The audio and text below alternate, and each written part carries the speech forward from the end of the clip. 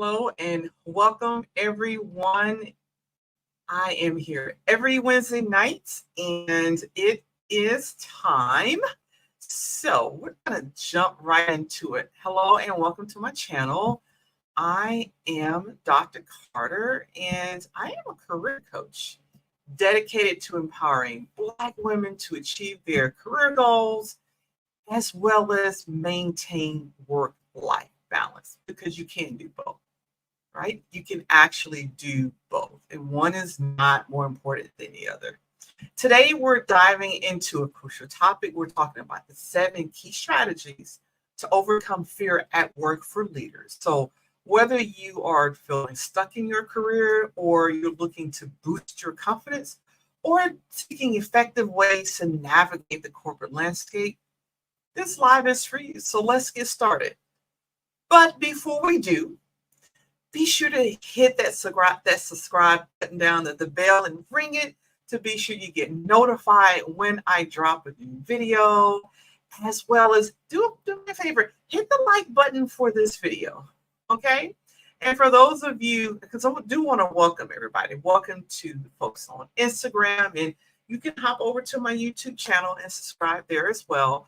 And as well as welcome to YouTube and Facebook and Twitter and LinkedIn. I appreciate everybody for joining me tonight. And as well, welcome to all of you who catch the replay. And a lot of you do. I really do appreciate that. Okay, so let's jump in with understanding fear in leadership. First thing we have to do is acknowledge that fear in leadership is way more common than you actually think. It's way more common than you think, especially in high-stake corporate environments. So it's not just about the fear of failure. It is also about the fear of not meeting expectations, especially for Black women. It's the fear of making the wrong decision. It's also the fear of disappointing family and letting people down, letting your family down, letting your culture down, right? And even there is the fear of success. So understanding these fears is actually the first step to overcoming them, okay? So let's go ahead and jump right in with strategy number 1. Strategy number 1 is embracing vulnerability. Vulnerability is not a weakness, it's a strength. Now, I know this is tough for Black women because, we're used to oftentimes if we're vulnerable, people like tear us down and, oh, she's incompetent, she shouldn't have been here in the first place. But it's also vulnerability is about being honest enough with yourself about your fears and your uncertainties. This self-awareness actually is a powerful tool in leadership. You have to be self-aware to be an effective leader. This is strategy number 2. Cultivate a growth mindset, right?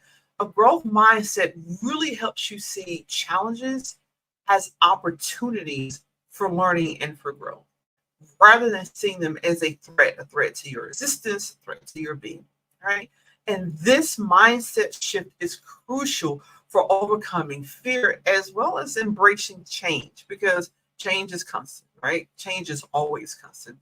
As well, right? It helps you stay out of survival mode at work. Now, I'll link to my video about the Black Women's Guide to Workplace Success, stepping out of survival mode. I'll link to that so you can take a really good look at why we're often in survival mode in the workplace and why it doesn't help you to become a really, truly effective leader. Okay, so next is strategy number 3. Building a supportive network, right? So you got to surround yourself with the people who care about you, who are concerned about you, be it mentors and coworkers and allies and sponsors. Be surrounded by the people who uplift and support you, right? But here's the thing. You cannot be afraid to reach out when you need help, though.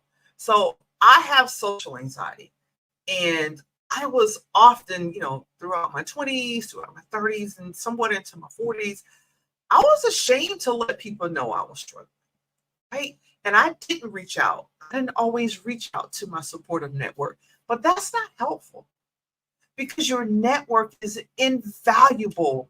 It is invaluable for you to gain that confidence that you need to be to navigate the corporate workplace or any workplace, right? Because I've been in, corporate and I've been in nonprofit. They can both get really stressful. They can both be very challenging as a leader, right? So strategy number 4 is developing strong communication skills. You got to develop those communication skills. Effective communication and leadership is key. And it's not just about speaking. Yes, you got to speak well. You want to speak well, right? Get your point across. But it's also about listening. It's about empathizing. Communication skills is also about understanding. Emotional intelligence skills, anyone? Yes. All the things that come with your emotional intelligence. These are those frameworks to listening and empathizing and understanding. These skills actually help mitigate fear by ensuring clarity in the workplace and understanding of your interactions. Because you will know, and I'm guilty of this, I'll be in my head. I love it there. I'm an introvert. It's just the best place in the world. But when you communicate, you can't expect people to mind read. So you gotta be effective in letting people know where you're coming from or where you're going and why you think what you do and why you're making those decisions that you're making. Okay. So moving on to strategy number 5, do practice self-care and mindfulness. Taking care of your mental and your physical well-being is crucial. It's crucial to avoid burnout, right? Mindfulness practices can help you stay grounded and focused, which actually results in reducing stress and anxiety. When we're in survival mode in the workplace, we're stressed and we're anxious, we're not making the best decisions. We tend to do binary decisions: yes, no, up, down, black, white. We don't take in the full range of things around us to make decisions. That's why it's so important to practice mindfulness. You can be grounded and focused. Right? Now, strategy 6 is set intentions or realistic goals and celebrate your achievements. Now, I do set intentions, and I find that they're gentler than goals, and I am accomplishing way more when I set intentions, right? But you want to set your intentions, or you want to set achievable goals, because achievable goals help build confidence, right? When you set something that's too far out, it's too many spaces, too distant out, you can't make it. Your brain says, oh my God, I failed at this, I'm not going to make it, which zaps your confidence. So you want realistic goals, right? And don't forget to celebrate your successes, no matter how small or how big. Don't go, well, I can only celebrate if it's a big thing. No, you want to celebrate your progress, who you become on the way to being an effective leader that you will be, right? This reinforces positive outcomes and diminishes fear. Now, you can watch my video on why you should set intentions rather than goals here. I'll link to that as well as link to it in the comments. Okay, so last but certainly not least, number 7, seek professional development opportunities. Continuous learning and development are key to overcoming fear. The more you learn, the more you grow, the more confident you feel. Your self-efficacy improves. And self-efficacy is just a word that means you believe in your ability to get stuff done, right? When you believe in yourself, you're way more confident and you can kind of wash fear to the side and get done what you need to get done, right? And so continuous learning, they equip us with new skills and knowledge, making you more confident in your role, right? So to recap, we've covered embracing vulnerability, cultivating a growth mindset, building that supportive network, developing strong communication skills, practicing self-care, setting realistic goals or setting intentions, right? And seeking professional development. Each of these strategies is a step towards overcoming fear and that anxiety that can come with it so that you can achieve success in your leadership journey, right? So I understand that some of these strategies might kind of have you stepping out of your comfort zone, especially that one about vulnerability, right?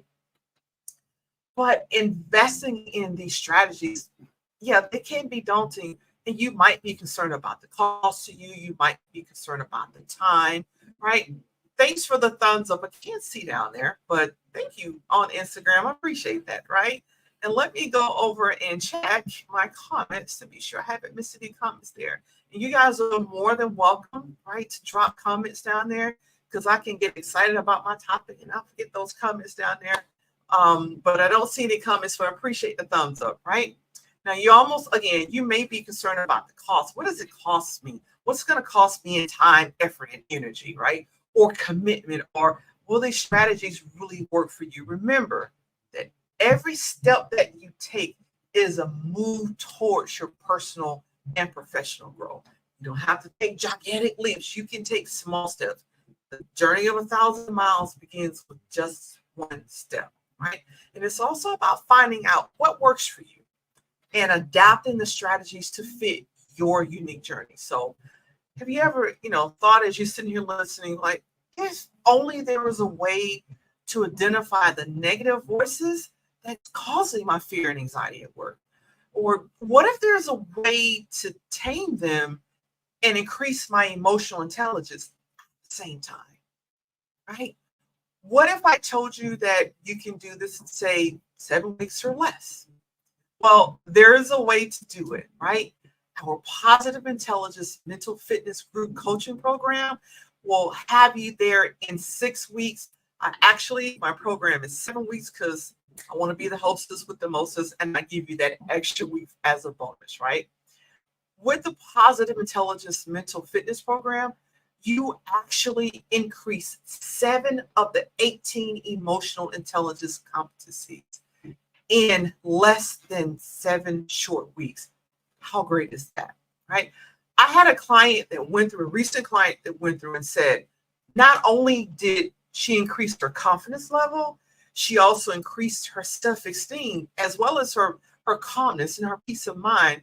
But she said she can sit in meetings and look at the folks in the meetings and know what saboteurs they had and know what they were thinking, and how they would react to what was going on. And she practiced mindfulness. So she wasn't triggered by their saboteurs and their negative thoughts.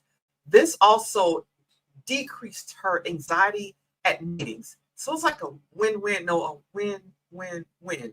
Maybe a win-win-win-win, but okay, it was a win for her, right? So begin your journey to mental resilience and empowerment today. So here's what I want you to do. I actually have a link where you can click this, and I know I put it here. All right. I don't know where I put it at. Let's see. I know I put it here. There we go. We're on live, but that's okay. What I'll do is I'll get that link to you, because what I want you to do is actually go ahead and start today, right?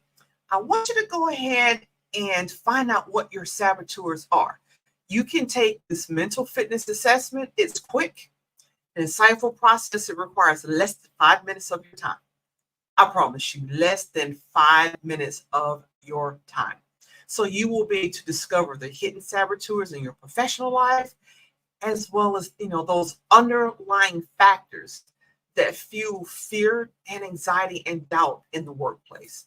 And once you gain this crucial insight, you're invited to join our exclusive Positive Intelligence Mental Fitness Coaching Program. Now, I do value a close-knit, focused environment when I do my groups, and that's why they're limited to just 8 participants.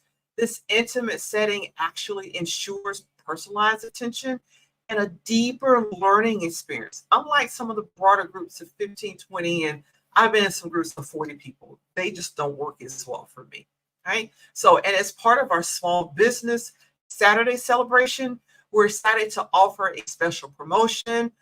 It is hashtag small business 23. You don't have to worry about remembering that, because I will also drop that in the chat. So eager to learn more, simply comment "no fear" below in the comments for a personal conversation with me, and let's go ahead and embark on this transformative journey together. All right. And so again, I want to be the hostess with the mostest, and I'm going to give you that link. Let's see. I'm typically so meticulous about it. There you go. I knew it. I knew it. I knew it. It was there. I knew it. I knew it.